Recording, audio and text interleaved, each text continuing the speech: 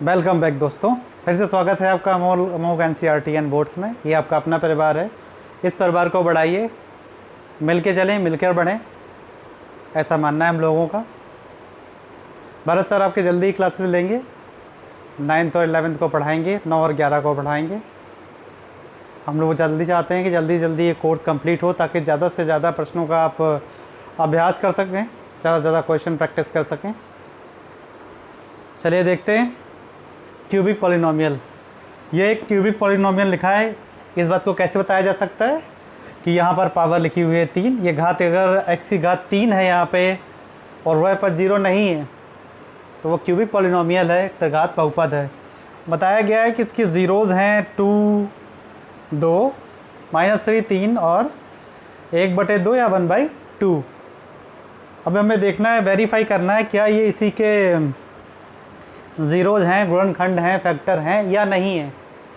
तो दो तरीके हैं। पहले सिंपल तरीके से चलते हैं, उसके बाद हम एक थोड़ा सा हल्का सा दूसरा टफ़ कहते हैं लोग अक्सर, लेकिन वो टफ़ नहीं है, एक दूसरा तरीका है जिससे भी देखेंगे हम लोग। तो लिख लेते हैं ज़ीरोज़ इसके कहीं और सॉल्व करना शुरू करते हैं। तो ज़ीरोज़ यहाँ पर लिख लेते हैं।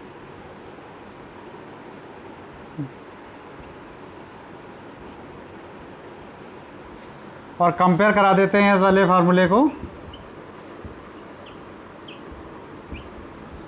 bx² + cx + d से, और a, b और c की वैल्यू निकाल लेते हैं। तो a बराबर 2, b बराबर 1, c बराबर -13 या -13 और d बराबर 6। हम लोग यहीं से इनका काम है हमारे पास। देखते हैं कि क्या निकलता है। अगर उतना आ रहा है तो ठीक, नहीं आ रहा है तो फिर दूसरी तरीके से देखेंगे। इसको हटा देते हैं, जगह बना लेते हैं।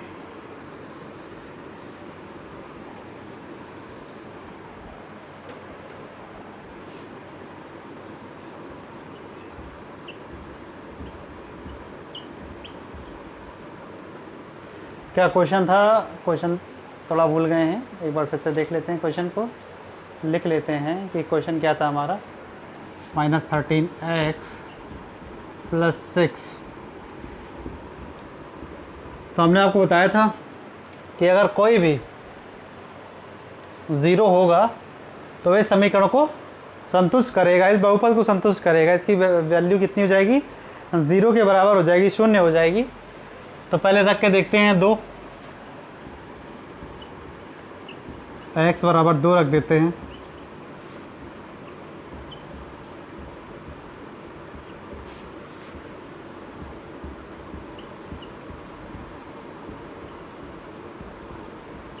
अब देखते हैं 0 आ रहा है कि नहीं आ रहा है।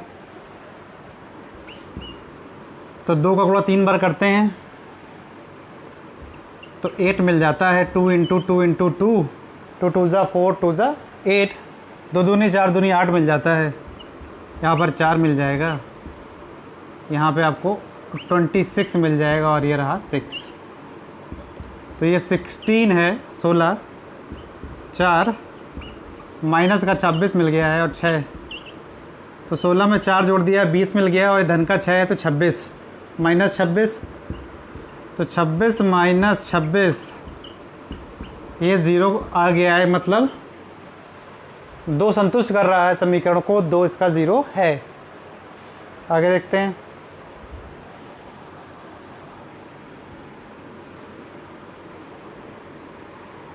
एक तरीका ये है, सबको बारी बारी से करके देखते हैं। अब यहाँ पर 3 माइनस का 3 रख देते हैं।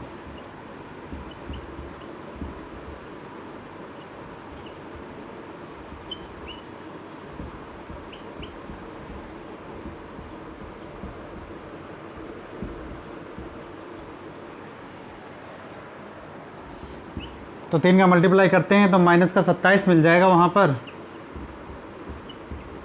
कर लीजिए 3 × 3, 3 3 जा 9 और 9 3 जा 3, 27। 3 का गुणा 3 में करेंगे तो 9 मिलेगा, फिर 3 का गुणा 9 में कर देंगे तो 27 मिल जाएगा। और यहाँ पर माइनस माइनस माइनस में अगर पावर इवन पावर लगी है, सम है, तो माइनस प्लस हो जाता है। यहाँ पर 9 मिल जाएगा, 9 मिल जाएगा। और यहाँ पर प्लस का 39 मिल जाएगा, क्योंकि ये माइनस और ये माइनस प्लस हो जाएंगे। यहाँ पे करिए मल्टीप्लाई तो आपको 54 मिल जाएगा। 27 दूनी 54 होता है। 27 2 54। और इसको जोड़ के देखते हैं 15, 9 6 15। तो जब जोड़ दिया है इसको तो वो भी 54 मिल गया है, तो ये भी 0 हो गया। तो देखिए जब 0 आ रहे हैं तो मतलब 2 और ऋण का 3, 2 और -3 तो इसके 0 हैं। 1/2 रख के देखेंगे तो बता दिया है किसी बच्चे ने, विशाल ने बोल दिया है कि वो भी इसका 0 है। अगर नहीं है तो आप हमें कमेंट बॉक्स में बताइए कि है या नहीं है, उसका सल्यूशन आपको भेज दिया जाएगा। अब कल पढ़ा था आपने कि अल्फ़ा बीटा प्लस गामा बराबर -b/a। तो अल्फ़ा बीटा गामा की वैल्यू दे दी गई है। रख के देख लेते हैं कि left hand side equal to right hand side है या नहीं है। तो अल्फ़ा को अगर 2 को अल्फ़ा ले लेते हैं और बीटा को -3 ऋण का 3 और गामा को 1/2 या 1/2 लेते हैं तो रख देते हैं 2 - 3 + 1/2। देखते हैं कितना आ जाता है। ऋण 3 से 2 घटा दीजिए, 2 और -3 को देखते हैं क्या आता है। तो -3 + 2 -1 आ गया।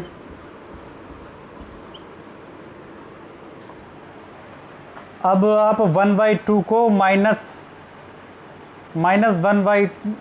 को 1/2 से घटा दीजिए, -1 + 1/2 करेंगे तो मिल जाएगा आपको 0.5, वो भी माइनस में, और या -1/2 मिल जाएगा। ये तो हमारा लेफ़्ट हैंड साइड हो गया है। लेफ़्ट हैंड साइड हमारा क्या आ गया, -1/2 आ गया है। अब देख लेते हैं क्या ये लेफ़्ट हैंड साइड है हमारा। देखते हैं कि राइट हैंड साइड बराबर है भी या नहीं है। तो b कितना, a कितना है 1 और b कितना 2 और b कितना है 1, -1/2। देखते हैं कि राइट हैंड साइड बराबर लेफ़्ट हैंड साइड आ गया है। लेफ़्ट हैंड साइड बराबर equal, left hand side is equal to right hand side. तो इससे प्रूव हो गया है कि हमारा जो जोड़ा है हमने जीरोज़ को, वो बराबर आ गए हैं। अब देखते हैं दूसरा तरीका। ये तो एक परीक्षा थी जिसमें अल्फ़ा बीटा और गामा ने पास कर लिया है। 2 - 3 और 1/2 ने एक परीक्षा पास कर ली है, पर ऐसे उनकी 2 परीक्षाएं अभी और होनी हैं। तो अल्फ़ा बीटा, बीटा गामा और गामा अल्फ़ा बराबर c/a। तो ये हमारा लेफ़्ट हैंड साइड है। इसे पहले प्रूव करते हैं। तो अल्फ़ा हमारा क्या है 2 है, गामा है -3, तो 2 × -3 प्लस -3 × 1/2 या 1/2। धन का साइन लगाएंगे यहाँ पे, प्लस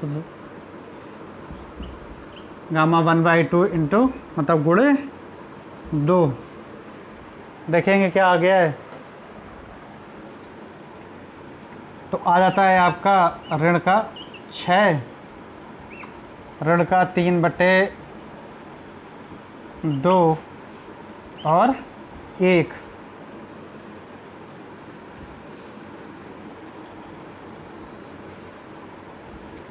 तो आ गया है -6 -3/2 या 3/2 प्लस 1। 1 को -6 से घटा देते हैं तो -5 बचता है। अब देखते हैं क्या करते हैं। एलसीएम आपको आता है तो एलसीएम 2 ले लिया है, यहाँ 1 मान लेते हैं, यहाँ पे 2, तो 2 एलसीएम आ गया है। 1 का भाग इसमें देते हैं तो 2 आता है, 2 का गुणा कर दे रहे हैं। 2 का भाग 2 में दिया 1 आया, तो 1 का गुणा कर देते हैं, देखते हैं क्या आता है। -10 और -3 बटे 2, तो -13 बटे 2 आ गया है। देखते हैं क्या left hand side right hand side के बराबर है भी या नहीं भी है। तो हमारा लेफ्ट हैंड साइड क्या आ गया है, हमारा लेफ्ट हैंड साइड आ गया है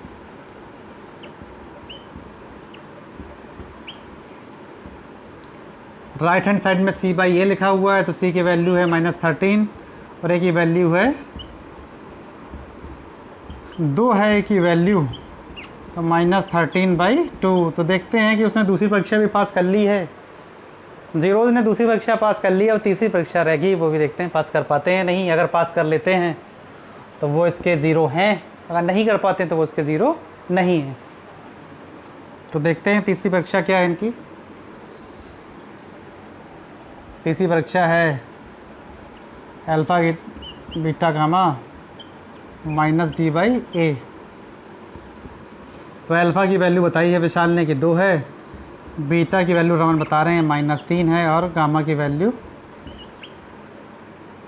1/2 है। तो गुणा कर देते हैं सबका ऊपर, तो -6/2 और 2 में 6 आता है 3 बार, तो -3 लिख दिया है। तो लेफ्ट हैंड साइड क्या आ गया है हमारा, -3 आ गया है। लेफ्ट हैंड साइड -3 आ गया है। क्या ये राइट हैंड साइड के बराबर है, देख लेते हैं। d क्या है 6 और 2 a क्या है 2 है, तो ये भी -3 आ गया है। इससे प्रूव होता है, वेरीफाई हो जा रहा है कि 2 -3 और 1/2 इस बहुपद के ज़ीरो हैं। ये एक तरीका है जिसे हमने सॉल्व कर लिया है। एक तरीका हम कल देखेंगे कि और कैसे सॉल्व करते हैं, उसमें मैं वेरीफाई नहीं कराना है बार बार, हम सीधे उससे ज़ीरोज़ निकालेंगे और बताएंगे कि हाँ इसके ज़ीरोज़ हैं। तो उसे प्रूव कर लिया। एक क्वेश्चन और देखेंगे, अभी लिख लेते हैं क्वेश्चन।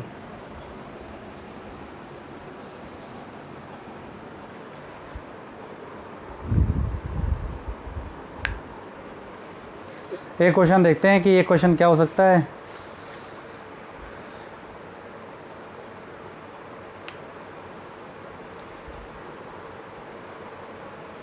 क्वेश्चन बोला गया है कि alpha beta gamma, alpha beta gamma alpha, इन सब की आपको वैल्यूज़ दे दी गई हैं और आपको समीकरण बनाना है।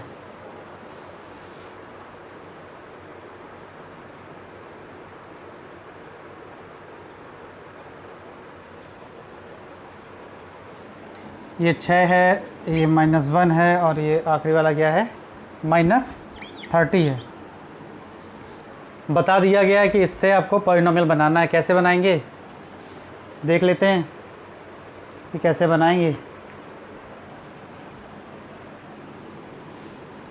आइए, कई तरीके हैं।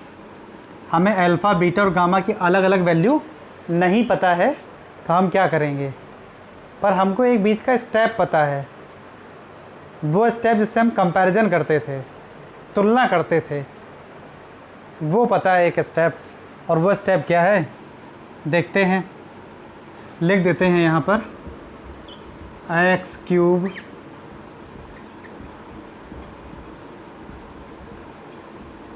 Alpha plus beta plus gamma x²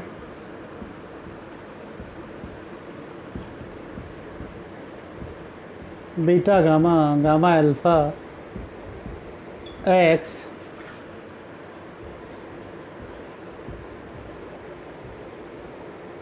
ये पता है हम लोगों को।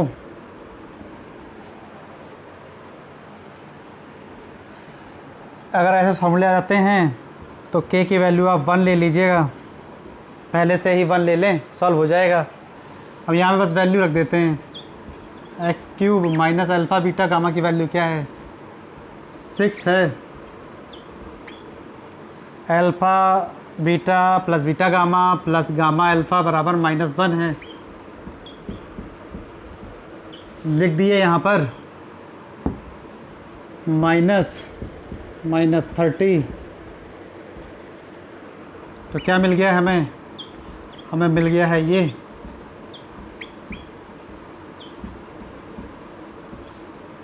तो इन दिए गए alpha plus beta plus gamma, ये जो दिए गए हैं पर्टिकुलर ज़ीरोज़ का जोड़, गुणा, समेशन और मल्टीप्लिकेशन जो भी दिया गया है, उससे इस तरीके का एक क्यूबिक पॉलिनोमियल बन रहा है। इस तरीके के प्रश्न आपसे पूछे जाएंगे और वहाँ आपको ये प्रश्न हल करने होंगे, बताने होंगे। और आगे एक प्रॉब्लम देने का मन कर रहा है, लेकिन दे देते हैं, आपको सॉल्व करके बताना है।